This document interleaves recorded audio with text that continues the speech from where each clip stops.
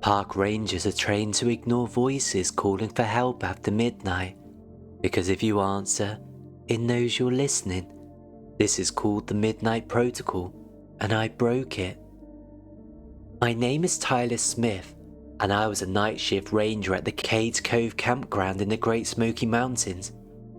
On my first solo shift, my supervisor, Ranger Marcus Webb, he gave me a list of unwritten rules.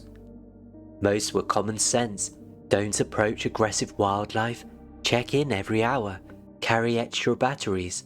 Then he got to the last one. Between midnight and 4 a.m, if you hear someone calling for help from outside the campground perimeter, do not respond, do not investigate, do not radio it in. Just log the time and location, then keep moving. I thought he was messing with me. What if it's a real hiker in trouble? I asked. Marcus looked at me for a long time. If it's after midnight, he said, it's not a hiker. Night 3, 2:17 a.m. I'm doing a perimeter check near Site 34 when I hear it. A woman's voice, desperate, crying. Help me, I'm hurt. Someone help me.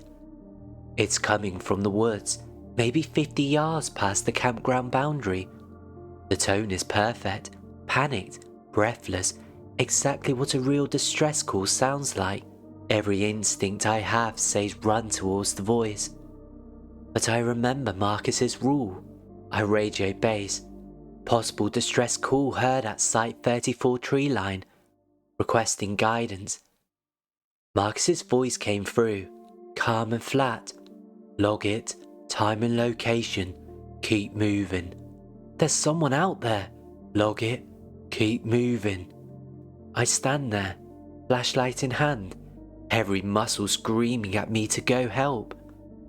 The voice calls again. Please, I can't walk. It hurts so bad. I make a decision. I step towards the tree line. The moment my voice crosses the campground boundary, the voice stops. 3 seconds of total silence, then it starts again. But this time, it's my voice. Help me! I'm hurt! Someone help me! Perfect replication. My exact tone, cadence, even the way I breathe between words. I freeze. The voice is moving, getting closer. Coming from deeper in the trees, but advancing towards me. Please, I can't walk. It hurts so bad. I swing my flashlight towards the sound. Movement. Something tall and thin, darting between tree trunks. It's staying just outside my light beam, always in my peripheral. Then I see it stop, 30 yards out, standing perfectly still behind a thick oak. I can see part of its body, pale, emaciated, with limbs too long for its torso. It leans out from behind the tree, and I hear my own voice coming from it, layered with something deeper, guttural. Why won't you help me, Tyler? It knows my name. I run. I don't stop running until I'm back at the ranger station, door locked, lights on. Marcus is waiting. He doesn't look surprised. You went towards it, didn't you? I nod, shaking. He slides a tablet across the desk. Listen to your body cam audio. I press play. The recording catches everything. The woman's voice, then my voice, then the final layered sentence. But there's something else. Underneath my voice, almost buried in the background, there's a wet, clicking sound, like someone learning how to move their tongue, practicing speech. Marcus stops the recording. Your body cam audio is being confiscated. You're going to sign an instant report that says you experience auditory hallucination due to fatigue. You'll take 3 days off. When you come back, you'll follow the midnight protocol. Understood? What the hell was that? Marcus closes the tablet. We don't know, but it's been here since at least 1987, and it learns. I took the 3 days off. On day 2, I got a call from a family who camped at Site 34 the night after my incident. Their 16-year-old son, Jason, walked into the woods at 2:30 a.m. They found him an hour later, 3 miles deep into the forest, sitting against a tree, catatonic. He wouldn't speak for 6 hours. When he finally did, all he said was, "She sounded exactly like Mum. She told me to follow her to the car because we're leaving early. But when I got far enough in, her voice changed. It started saying my name over and over, but in Dad's voice, then my sister's voice, then mine." The family left the park that morning. Jason still doesn't sleep with the lights off. I quit 3 weeks later, but before I left, I searched old ranger logs. I found one from September 1987, written by a ranger named Sarah Kalowski. Her entry described the exact same phenomenon: voices mimicking distress calls, then mimicking the responder. Attached to the report was a photo, a trail camera image from 2003, deep in the woods near Site 34. It showed something crouched on all fours, its back to the camera. Its head was turned 180 degrees, facing the lens. Its mouth was open, not screaming, not eating, but practicing. The mouth was stretched impossibly wide, like it was trying to learn how to shape sounds it had heard. Below the photo, someone had written in red pen, "Do not engage, do not respond, protocol in effect." I showed the photo to a linguistics professor at the UT Knoxville. She analysed the clicking sound from my body cam. "This," she said, "is what's called phonetic mimicry. It's how parrots learn speech. They listen, break down the sounds, then reconstruct them through trial and error." I asked her how long it would take something to learn full human speech that way. She didn't know, but she said if it had been practicing since 1987, it would be fluent by now. Last month, I got a Facebook message from a ranger still working at Cades Cove. "The Midnight Protocol just got updated," he wrote. "Now it's the all hours protocol. We're not supposed to respond to distress calls at any time near Site 34. He attached a photo, a tent at Site 34, taken at dawn. The family inside reported hearing a park ranger knocking on their tent at 6 a.m, saying there was a mandatory evacuation due to bear activity. They didn't open the tent. They called the ranger station on their cell phone.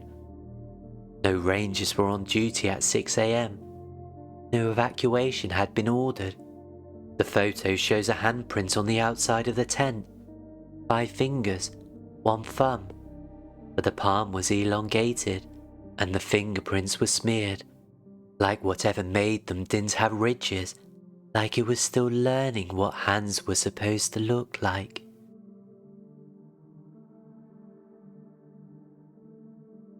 Campsite 37 is always available. Rangers are told never to assign it. Last year, someone booked it online. We found their tent at sunrise, zipped shut from the outside, with no one inside. This story is what really happened. My name is Sarah Alvarez. I worked night shift at the Kern River Campground in Sequoia National Forest for 3 years. We have 52 campsites. Site 37 had been listed as permanently reserved for maintenance since 2011, but no maintenance has ever been done there.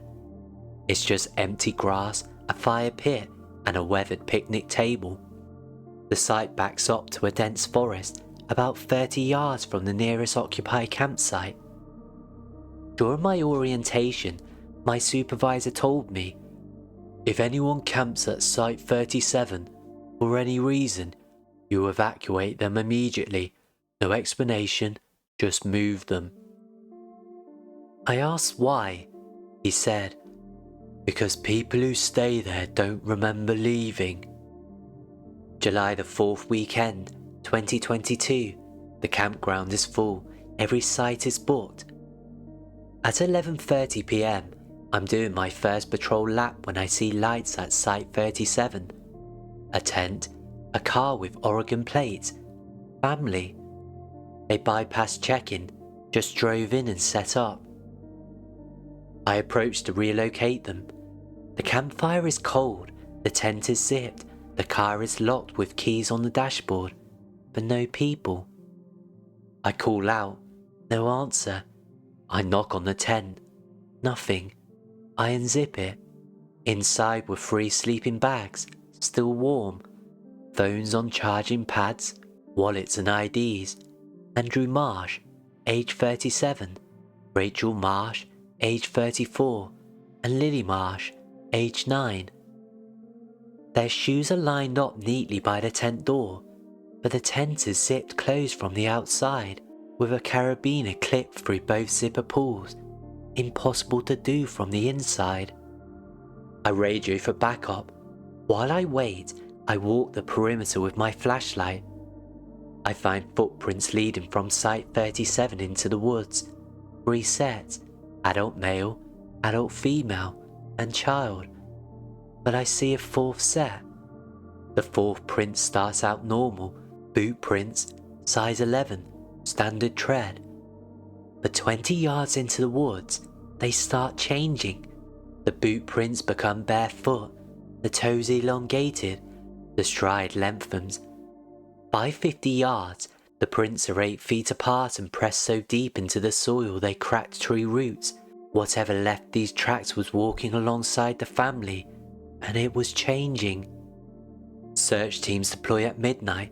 K9 units track the scent 6 miles northeast into an area called the Needles, a maze of granite spirals.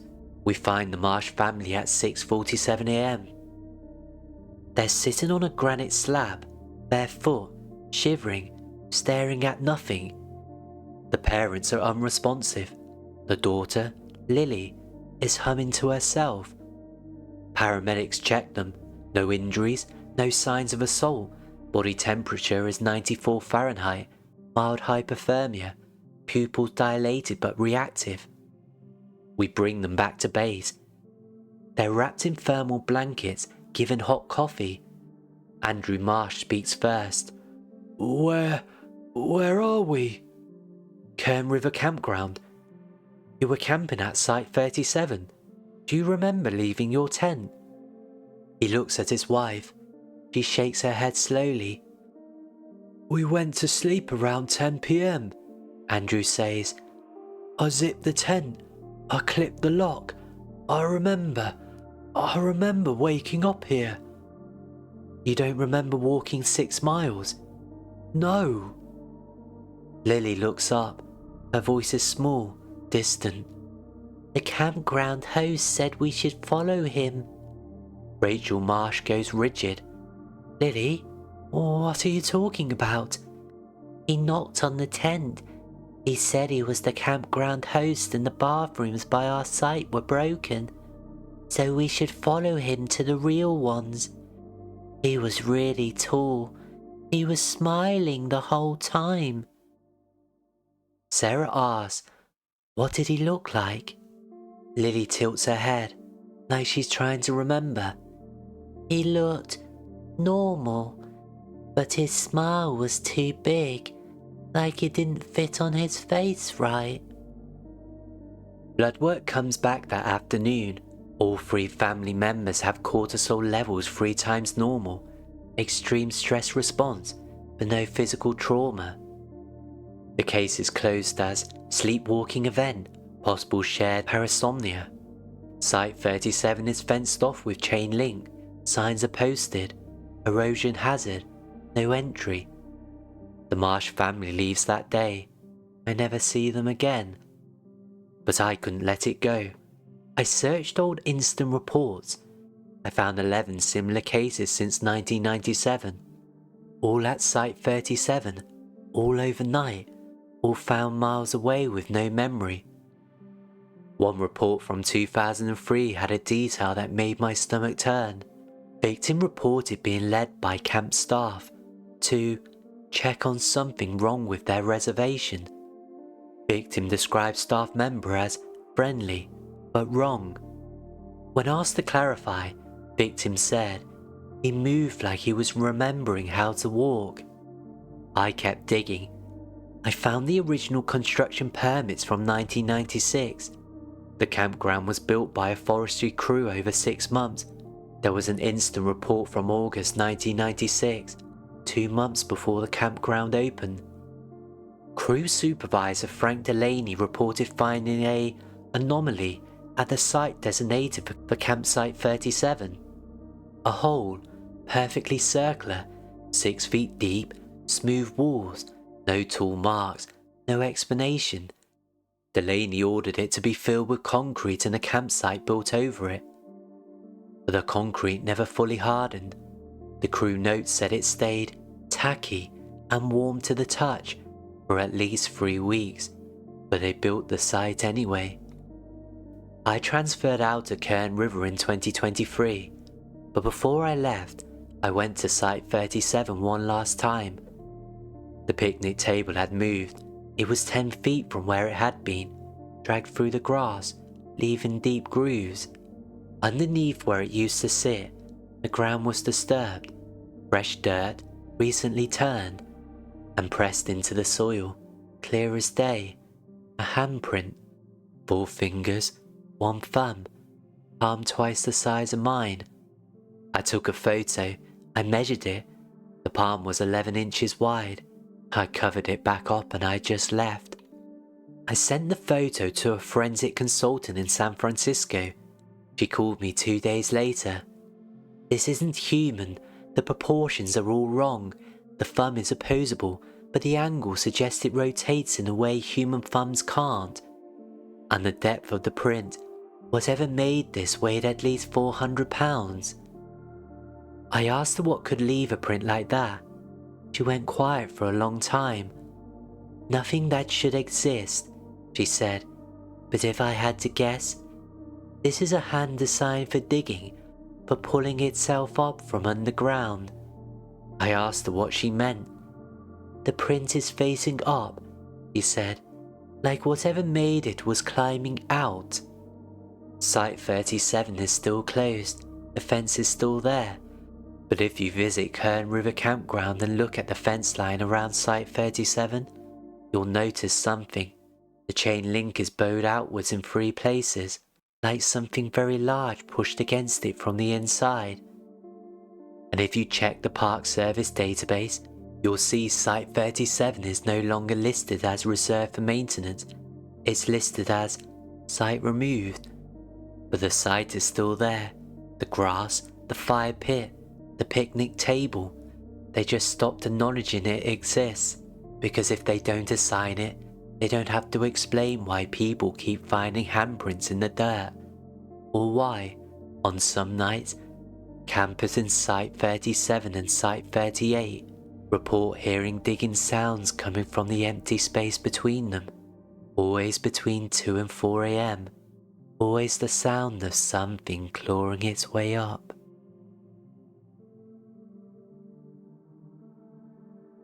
In 3 nights, something circled 14 tents at Silver Creek Campground. By the 4th night, it stopped circling. It started entering. June 2019, Tahoe National Forest. I'm Ranger David Park, and I've been working night shift at Silver Creek for 6 years. I thought I'd seen everything. Drunk campers, bear encounters, the occasional mountain lion sighting. Then the circling started. Night 1, 2:47 a.m. I get a radio call from Site 23. A family reports hearing something walking around their tent. Heavy footsteps, methodical. 3 complete circles, always clockwise, then silence. I drive out there, the family shaken but unharmed. I check for tracks. What I find makes my stomach drop. Footprints, barefoot, human-shaped but wrong. The toes are too long, spread too far apart. The stride length is 7 feet, no human walks like that. And the depth of the prints, whatever made these weighed at least 250 pounds. I measured the circle, exactly 18 feet in diameter, centered on the tent. I file it as possible wildlife investigation and tell the family it was probably a bear. But I'd seen thousands of bear tracks. These weren't made by a bear. Night 2, 4 more campsites report the same thing. Sites 15, 31, 7 and 42. Always between 2 and 4 a.m. Always 3 clockwise circles. Always the same 18-foot diameter. My supervisor tells me to log them and just keep patrolling. I review my body cam footage from the previous night. At 3:14 a.m, my camera catches movement at the edge of Site 23. Something tall and thin, moving between the trees. It's there for 3 frames, then gone. In those 3 frames, I can see it standing upright, on 2 legs. Night 3, 9 more campsites. The pattern is spreading across the campground like a wave. Sites on the western loop, then central, now eastern. 1 camper, a hunter from Montana. He tells me something that makes my blood run cold. I've tracked elk for 30 years. Whatever walked around my tent last night wasn't hunting for food. It was counting, like it was checking how many of us were here. I started mapping the affected sites. When I connect them on my campground layout, they form a spiral pattern, moving towards the camp amphitheater at the center. Night 4, 3:47 a.m. I'm parked near Site 8 when I hear a zipper. Slowly, deliberately, someone is opening a tent. I grab my flashlight and I run towards the sound. It's the Martinez family, 2 parents, 2 kids. Their tent zipper is wide open, pulled from the outside.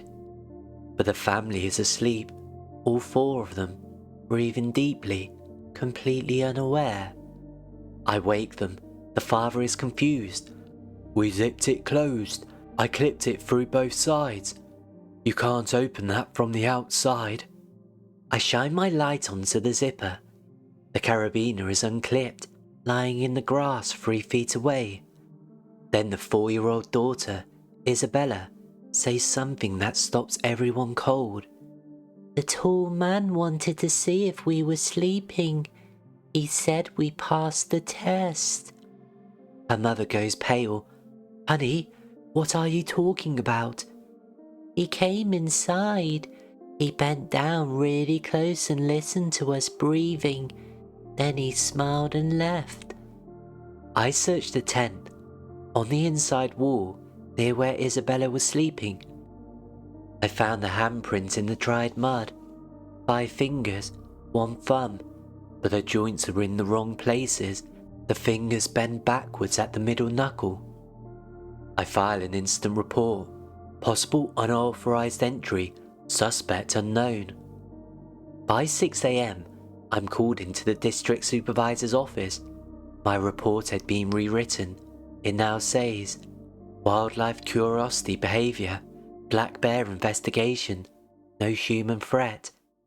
The handprint photos I took have been deleted from the server.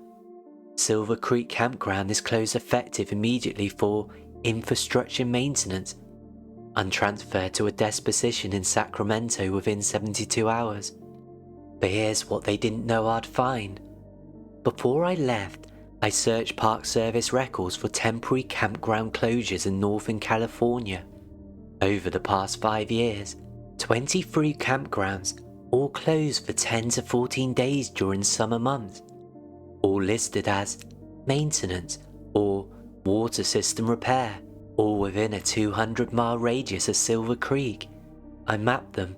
They form a perfect spiral. The center point is a place called Desolation Wilderness. a 63,960-acre roadless area where no structures exist, no trails are maintained, and rangers are prohibited from entering after dark. I called every ranger station in the spiral. 14 of them had reports of circling incidents in the weeks before their closure. None of the reports made it into official databases. I'm not a ranger anymore. I quit 6 months after the transfer, but I still have the photo of that handprint. I showed it to a forensic anthropologist off the record. She told me the joint structure didn't match any known primate. The only way a hand bends like this, she said, is if it's designed to grab prey from above while hanging upside down.